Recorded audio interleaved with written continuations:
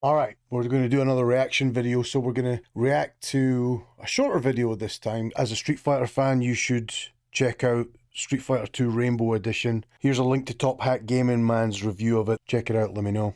Alright, here we go. The mysterious, illegal story. The mysterious story, I can't even fucking read.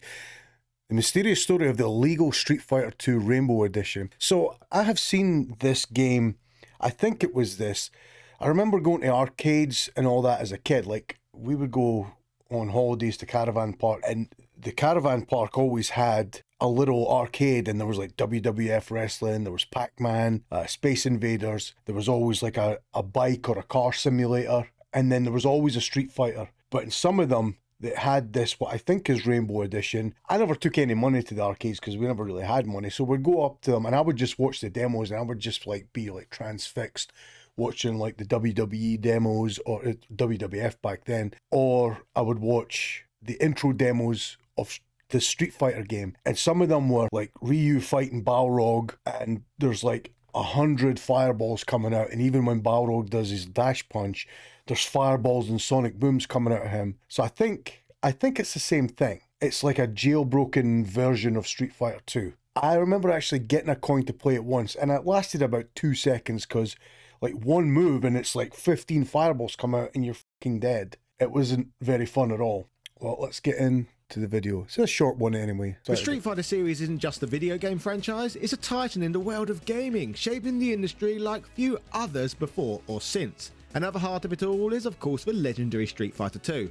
The 1991 release that changed everything. With its electrifying roster of vibrant fighters, intricately crafted movesets and thrilling player versus player combat, this game didn't just raise the bar, it created a whole new standard.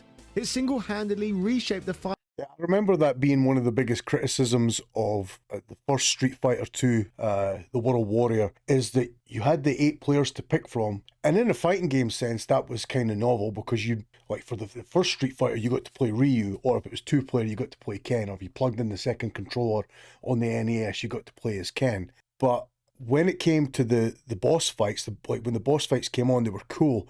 But then everybody complained about not being able to play as the boss characters. And then there was all these like rumors going about in Nintendo magazine and stuff that you could insert a cheat to play as the boss. And I remember buying a game, it was like a Game Genie, but we called it an action replay. It was a different thing. So you plugged the cartridge in, and then you plugged the game cartridge on top of the action replay, which I think is the same as the Game Genie, and you could put in these codes that would let you select the boss characters, but it was always bugged and I could never get it past the title screen. Yeah, that was one of the biggest criticisms, so I'm not surprised that they came out with Hyper Fighting, Championship Edition, stuff like that. And I think the arcade version, you could play as the boss characters, but in the original console version, you couldn't. Maybe I'm wrong about that. Somebody can fact check that for me. Fighting game genre and breathe new life into the arcades across the globe.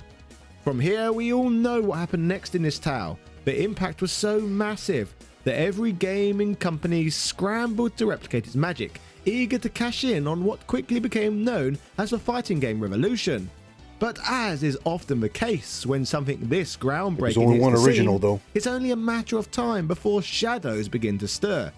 I am of course talking about the murky world of bootlegs, hacks and black market games. I know that After guy. Street Fighter 2's commercial success, versions of the game began circulating, some of which dared to push the boundaries even further.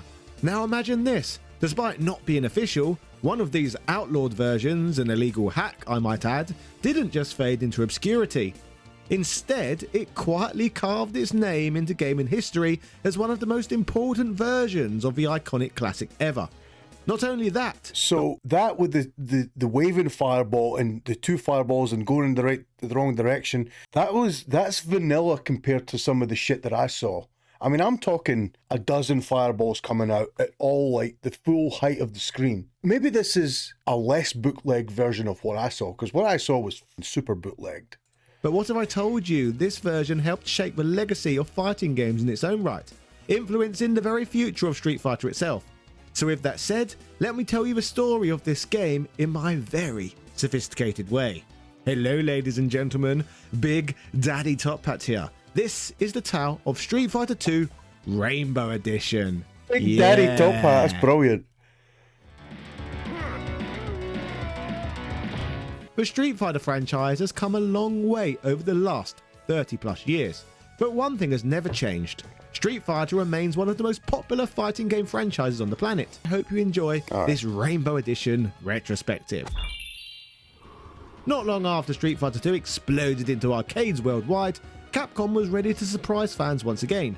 In early 1992, they unleashed a new and refined version of their unstoppable hit, Street Fighter 2 Dash, or as it became known in the West, Street Fighter 2 Champion Edition. But this wasn't just another re-release. They only Champion had this for Edition came the packed Mega with a Drive slew or the of Genesis, game-changing as it was updates called in America. that left fans buzzing. had Rather than the simply Mega let Drive. Street Fighter 2 exist as it was, Capcom fine-tuned the game, you tweaking couldn't character get it for balance, the Super adjusting damage Nintendo. outputs, and polishing the visuals with sharper characters, enhanced artwork, and revamped stages. But the real draw-dropping additions, players could finally take control of the infamous 4 boss characters for the first time. Yeah. Yes, M. Bison, Sagat, Vega, and Balrog were now at your fingertips. But for the first time ever, mirror matches were possible too, allowing Player 1 and Player 2 to choose the same fighters, opening up an entirely new level of competitive intensity. But just when arcade goers thought they had mastered Champion Edition, something strange started to happen. A mysterious, unlicensed version of the game began to appear in arcades, captivating players with an entirely new level of chaos. This rogue version was unlike anything Capcom had advertised, making some fighting game aficionados of the time even more confused. Stunned players watched in awe as Ryu and Ken unleashed rapid-fire Hadoukens like machine guns, and Guile's sonic booms suddenly homed in on opponents with deadly precision. So Guile what was teleport. this strange and thrilling version of the game? Where had it come from? For those lucky enough to stumble upon it, those were the questions that were being pondered. This version of the game was pure insanity, breaking every rule players thought they knew. Imagine pulling off That's special right. moves while You could push airborne. start and change Or your character. get this, switching characters mid-match. Yes, you heard that right. You could literally switch the plan as a different fighter mid-bout. The wild world of Street Fighter 2 Rainbow Edition is crazy, where complete madness is the name of the game. As one might expect, arcades were buzzing as players stumbled upon this strange fever dream of a title, to the point that for many it would almost go on to feel like an urban legend come to life.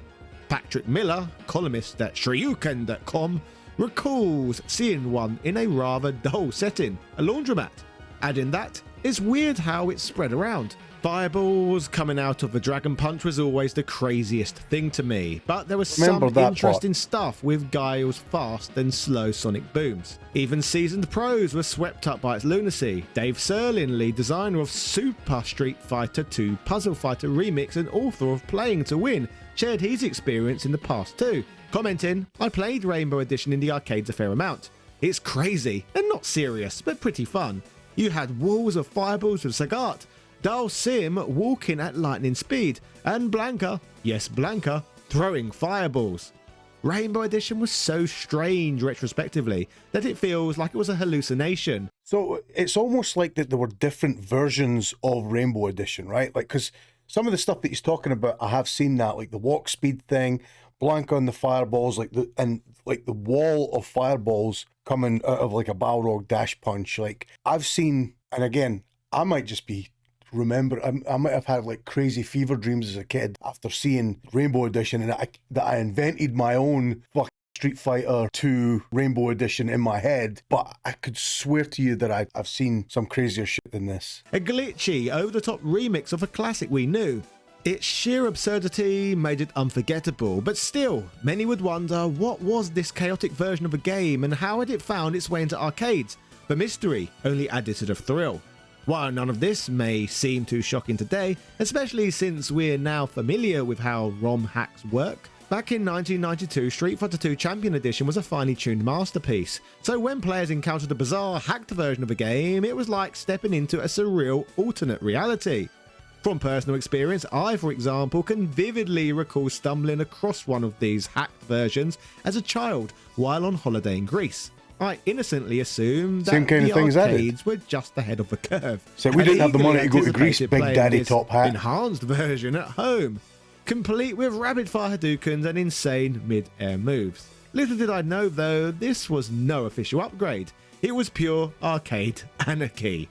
Rainbow Edition was ridiculous. It flipped everything we knew about Street Fighter on its head. Players' usual skills were tossed out of the Turbo window, Hurricane replaced kick. often by sheer luck and frantic button mashing, morphing the game Actually, into a bizarre cult favourite. It I was do mayhem, remember but it was reading addictive somewhere mayhem. the Rainbow Edition, when Championship came out, Rainbow Edition was the catalyst for Street Fighter 2 Turbo Hyper Fighting to come out, because there was some stuff in this that was sped up that when people went back to play Champion Edition, they were like, this is garbage. It's too slow. And you can see that when you play Turbo and then you go back, like you increase the speed up by 3 stars or whatever, and then when you go back and play the vanilla version, it's almost too slow.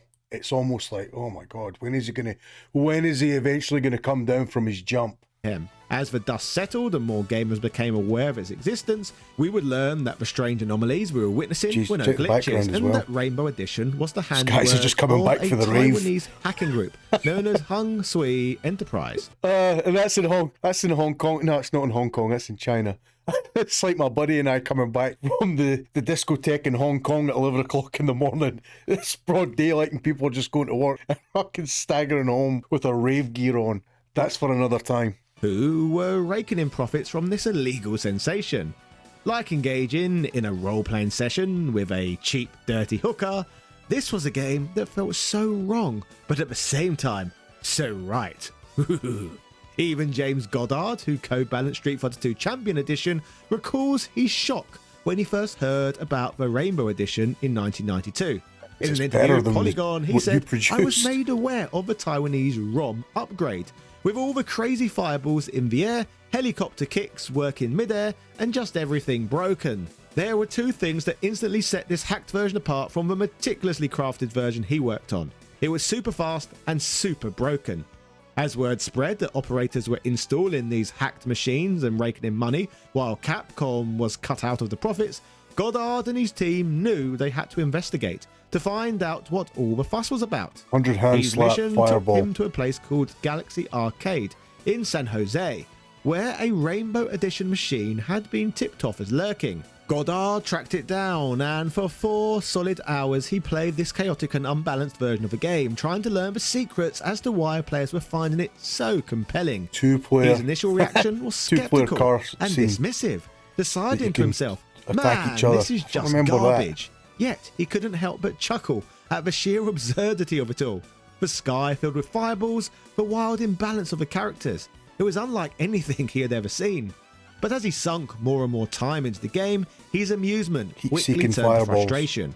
After all, this wasn't just some quirky mod, it was a hacked version of his beloved Champion Edition, something he had poured countless hours into perfecting. Instead, the game that sat there before him felt like a crude parody of he and the people of Capcom's hard work. A broken mess that left him both bewildered and, in truth, a little offended. He concluded Rainbow Edition was an ungodly abomination. Fueled by this emotional whirlwind of experiencing this shameless title, Goddard fired off a letter to his Japanese superiors, declaring Rainbow Edition to be, in his own words, utter garbage, completely unbalanced, and just a fad. Well, that was the point. That was the fun of it. It was so unbalanced. A notorious reputation in the but arcade, only if you had like an an infinite supply of quarters. Versions of Street Fighter. But after trashing the game and cursing its very existence, after some quiet reflection, Goddard had a change of heart. Realising that his head was clouded by his own bias, he thought that he might have been a little too harsh on the game. After all, he was understandably emotional, as seeing his carefully crafted creation hacked and sold for profit stung. To him, Champion Edition represented the pinnacle of what Street Fighter could be, while Rainbow Edition was a reckless, chaotic shadow of that greatness. Yet as broken as it was, there was something about the Rainbow Edition that captured players' imaginations, a sense of unpredictable madness that kept them coming back. As for the turning point for James Goddard's attitude toward Rainbow Edition, this came in the most unexpected way. Sitting down to play his own beloved Champion Edition again, alongside fellow co-worker Joel Pambid, Goddard experienced something he couldn't quite explain at first. He described it as if the fights were suddenly taking place underwater. Everything felt sluggish and off. Then the realization hit him like a thunderbolt. The Rainbow Edition had sped up gameplay by 25%, making Champion Edition feel slow and clunky in comparison. In his own blunt words, Champ Edition felt like shit. It was so slow. For the next 2 hours, I couldn't shake it. It threw my timing off. It was a jaw-dropping moment of clarity for Goddard. The real threat of Rainbow Edition wasn't just the wild fireballs and chaotic hacks. The true danger lay in the game's addictive speed. It changed everything. Suddenly, it improved your reactions. Crude, like if you went back and became played a serious contender in his mind. Almost in a vanilla panic, Street Goddard Fighter, stayed up until 3 it made you a better player furiously because it was so predictable, and your reactions were situation. His new assessment was clear. so much sharper. Respond, and fast.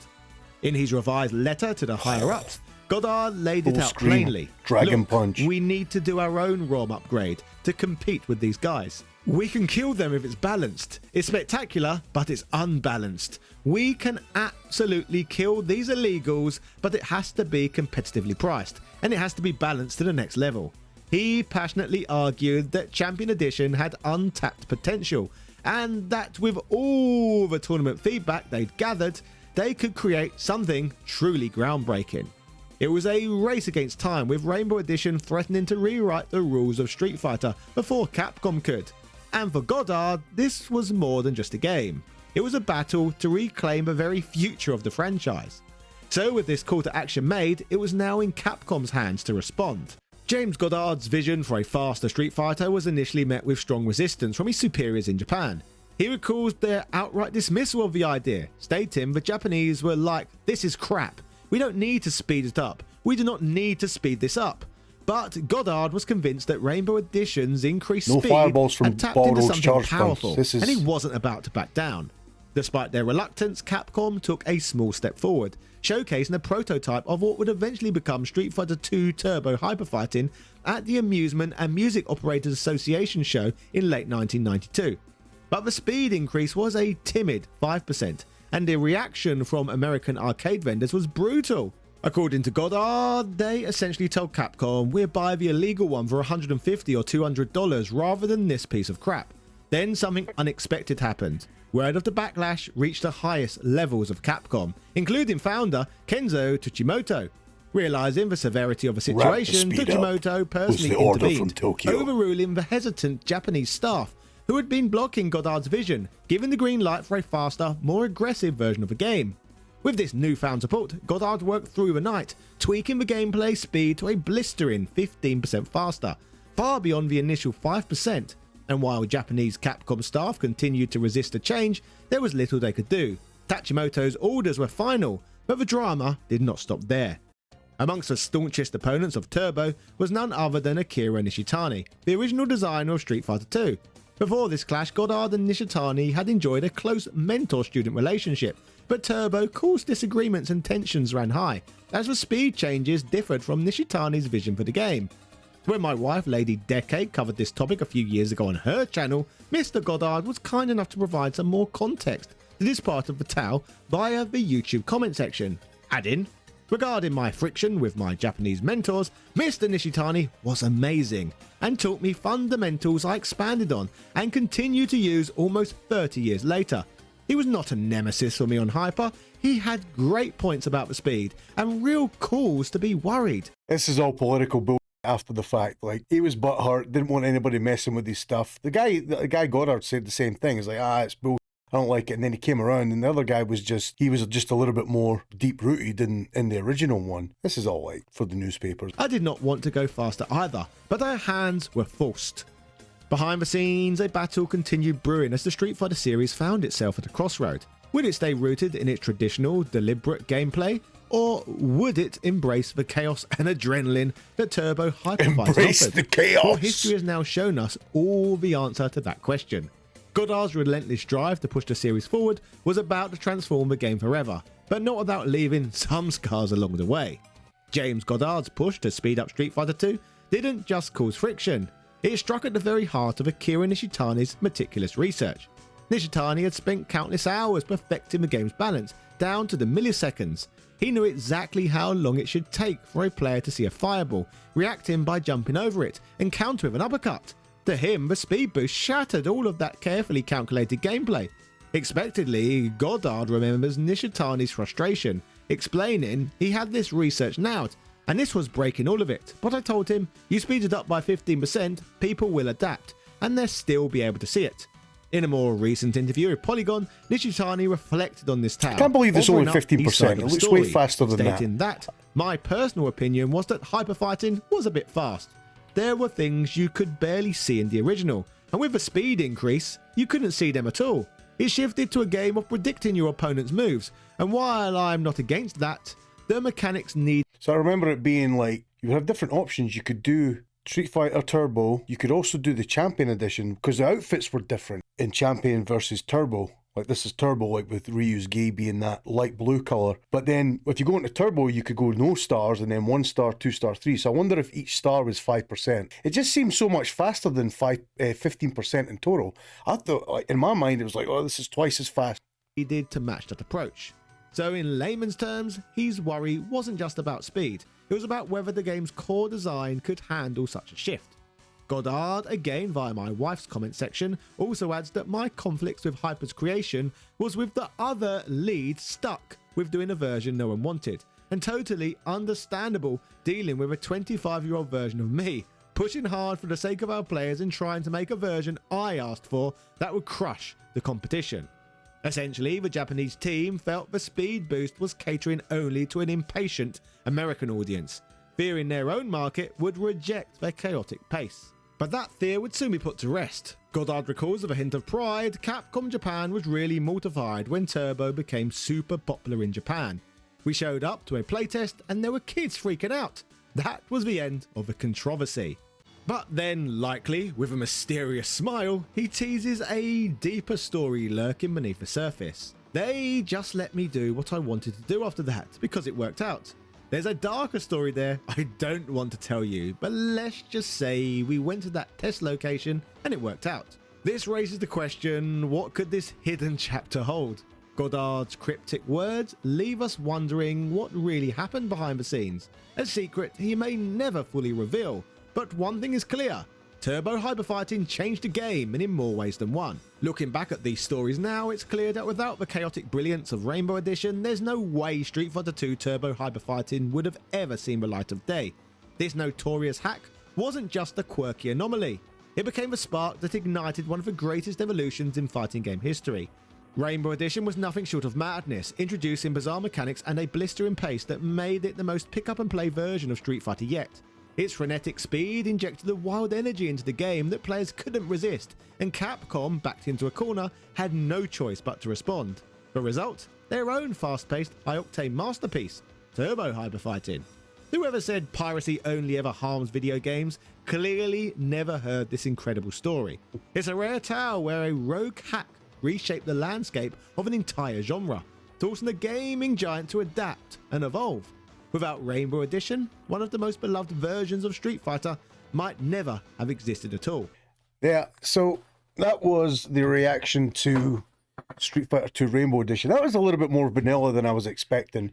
Like I said, I remember far more extreme versions of that game in arcades. And like I said, floor to ceiling fireballs coming out after a dragon punch, Balrogs, charge punches, having fireballs and sonic booms coming for it. So there must have been bootlegs on top of the bootlegs. If somebody knew what they were doing, they could basically hack the game to do anything. It is funny how he talks about how that led the way to creating Street Fighter Turbo, like the hyper fighting. But that's true for a lot of things. It's like the illegal stuff is one step ahead. So, you know, it's like steroids in athletic. The testing is always like one step behind. So there's new drugs and new techniques being rolled out. So then testing has to become more sophisticated. So the same thing with this. I mean, if the hackers are constantly pushing the boundaries, look at Elden Ring. Look at the what was the Elden Ring mods that people were doing? I can't remember what it was called, but basically they modded the game and made it far more entertaining for people to